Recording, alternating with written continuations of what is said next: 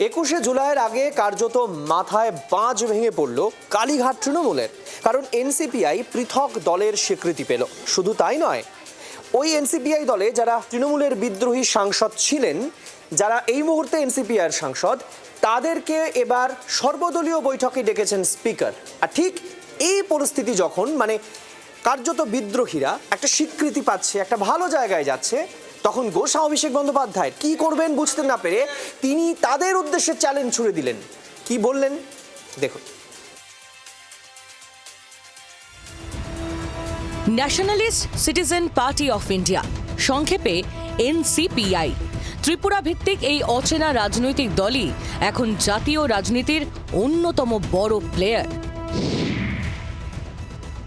কালীঘাটের বিরুদ্ধে বিদ্রোহ ঘোষণা করে মাসখানেক আগে তৃণমূল ছেড়ে বেরিয়ে গিয়েছিলেন 20 জন সাংসদ, যোগ দিয়েছিলেন এনসিপিআইতে। সেই এনসিপিআই শনিবার আলাদা দলের স্বীকৃতি পেল। 20শে জুলাই থেকে শুরু হচ্ছে সংসদের বাদল অধিবেশন। তার আগে রবিবার 19শে জুলাই সর্বদল বৈঠক ডাকা হয়েছে। তাতে সুদীপ বন্দ্যোপাধ্যায়দের আমন্ত্রণ জানানো হয়েছে। এতেই স্পষ্ট এনসিপিআইকে আলাদা রাজনৈতিক দলের স্বীকৃতি দেওয়া হয়েছে। সর্বদল বৈঠকে আমন্ত্রণ পাওয়ার পরপরই প্রধানমন্ত্রী নরেন্দ্র মোদীর সঙ্গে দেখা করলেন এনসিপিআই সাংসদ সুদীপ বন্দ্যোপাধ্যায়। তাঁর আর্জি, এনসিপিআই এখন এনডিএর দ্বিতীয় বড় শরিক, তাই এই দলের সাংসদদের এলাকার উন্নয়নে যাতে কোনো অসুবিধে না হয়, প্রধানমন্ত্রীকে তা দেখার অনুরোধ জানান সুদীপ। তৃণমূলের যে কজন সাংসদ এনসিপিআইতে যোগ দিয়েছেন, তাদের মূল টার্গেট ছিল অভিষেক। অভিযোগ ছিল ভাইপো সৌজন্যেই তৃণমূলের ভরাডুবি। এমনকি ঋতপন্থী তৃণমূল বিধায়করাও অভিষেককে তুলোধনা করতে ছাড়েননি। এরপরও 16 আনা মেজাজ দেখাতে ছাড়ছেন না ডায়মন্ড হারবারের সাংসদ। কালীঘাট ত্যাগে বিধায়ক ও সাংসদদের ওপেন চ্যালেঞ্জ ছুড়ে দিলেন তিনি। আজকে 18 তারিখ, আপনি 19 তারিখ আসুন, 20 তারিখ আসুন, 21 তারিখ আসুন, যবে আসার আসুন, আজকে চলে আসুন। আপনারা ফিরে আসুন, আমি 1 ঘন্টার মধ্যে ইস্তফা দিয়ে দিচ্ছি। কেউ আসবে না। ডিল হচ্ছে, ওদিকে যাও, অভিষেক ব্যানার্জিকে গালাগালি দাও, তোমাকে বেঁচে থাক, তোমাকে বাঁচিয়ে রাখবো, ইডিও ধরবে না, সিবিআইও ধরবে না। যাদের বিরুদ্ধে ভুড়ি ভুড়ি অভিযোগ, তারা এখন হয় পুলিশের কাছে ধৃত, না হলে বালিশ চাটা ঋতব্রত।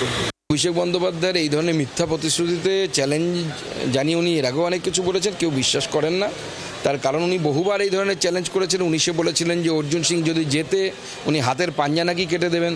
তারপরে বলেছিলেন দুর্নীতির যদি কোনো চার্জ বা ওনার বিরুদ্ধে কিছু আসে, তাহলে উনি নাকি ফাঁসির মঞ্চ, কাউকে কিছু করতে হবে না, উনিই ফাঁসির মঞ্চ বানাবেন এবং তার সেখান থেকে ফাঁসি নিয়ে নেবেন। গত 1 মাসে কার্যত নিঃস্ব হয়েছে কালীঘাট তৃণমূল। সদ্য মমতার হাত ছেড়ে ঋত শিবিরের নাম লিখিয়েছেন মদন মিত্র। যদিও কুণাল ঘোষের বক্তব্য ছিল মদন মিত্রের শরীর ঋতব্রত তৃণমূলে থাকলেও মন মমতার দিকেই আছে।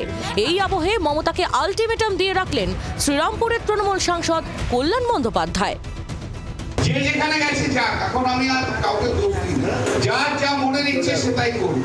যেখানে যে ভালো থাকে সে সেখানেই ভালো থাকবে। কিন্তু মমতা দিকে আমি একটি কথা বলে দিয়েছি,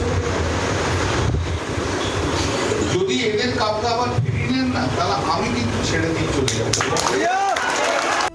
এর আগে লোকসভা স্পিকার ওম বিড়লার সঙ্গে দেখা করে বিদ্রোহী সাংসদদের সাংসদ পদ খারিজের দাবি জানিয়েছিলেন অভিষেক বন্দ্যোপাধ্যায়। সূত্রের খবর, অভিষেকের সেই দাবিও খারিজ করে দিচ্ছেন স্পিকার। ফলে শনিতে নতুন করে অশনি সংকেত পেল কালীঘাট। রাজীব চক্রবর্তী ও প্রবীর চক্রবর্তীর রিপোর্ট, জি 24 ঘন্টা। বাংলার আওয়াজ, বাঙালির আবেগ, জি 24 ঘন্টা।